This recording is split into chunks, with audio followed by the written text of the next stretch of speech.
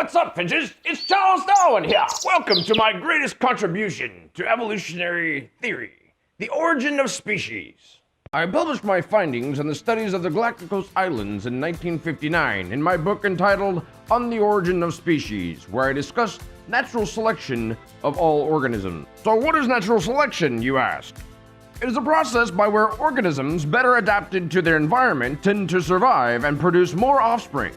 It is believed to be the main process that brings about evolution. Natural selection can be viewed as the outcome of four postulates. 1. Individuals within a species are variable. 2. Some of these variations are passed along to offspring.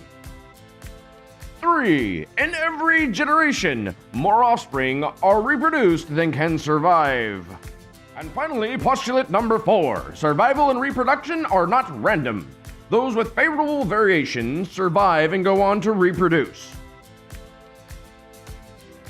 This unequal ability of individuals to survive and reproduce will lead to the gradual change in the population, with favorable characteristics accumulating over time, resulting in the formation of a new species. As species develop new traits, characteristics, and adaptation that differentiate them from one to another, they also evolve over time, gradually creating divergence. This is all called variation. To give you an idea of variation and how things are so diverse, I'm going to turn it over to my favorite peer-reviewed rapper, Bubba Brinkman. Makes sense except in the light of evolution. So February 12th is the birthday of the first human with the solution to the mystery of existence. Why the hummingbird? Why the orchid? Why the rhinoceros? Why the pine tree? Why the wasp? And why the porpoise? Why the mass extinction of the vast majority of life forms that ever lived? What did the dinosaurs have to die for? Why, God? Why did you have to take the triceratops and leave the mosquito intact? Is that a theological paradox? No, it's not. Darwin gave us the master plan. Actually, the lack of a master plan, the tragic dance of natural selection, the struggle for existence where organisms compete but they don't recover from extinction, the tree of life connected by lines of common descent, amoebas, plants, fish, frogs, snakes, rats, hominids, and humans, diversified and adapted to habitats as widely varied as glaciers and savannas. As molecular evidence is collected, individual gaps vanish. Humans are now known to have common ancestors with bananas and cabbages, and subject to the law of averages, not every human is aware of evolution's explanatory advantages. Variations in organisms are apparent both within domesticated species and within species throughout the natural world. Variations in color, structures, organisms, and physical traits differentiate a multitude of species from one to another. I discuss different forms of variation in Chapter 5 of my book. Let me tell you more about them.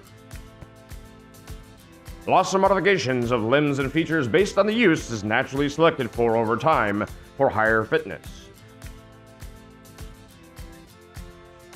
This basically means you don't use it, you may lose it. Highly developed organs may vary significantly over generations and are usually the reason for divergence from one original species to a new species. For a little more explanation, check out this video. If a single plant produces 100 seeds, most will grow to be nearly identical to the parent plant. A few, however, will be slightly different.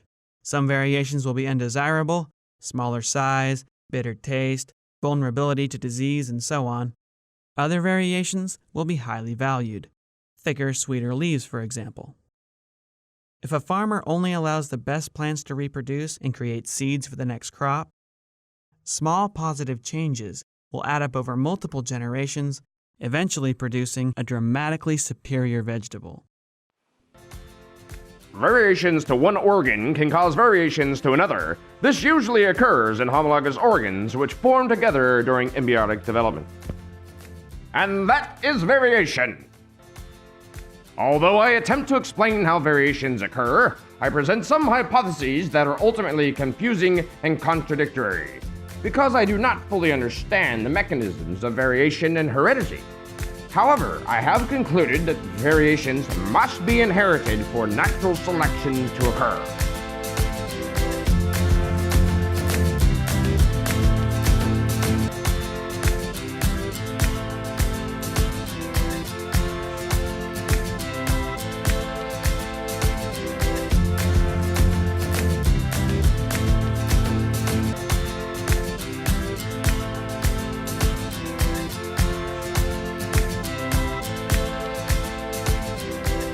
evolution is, after all, the natural selection.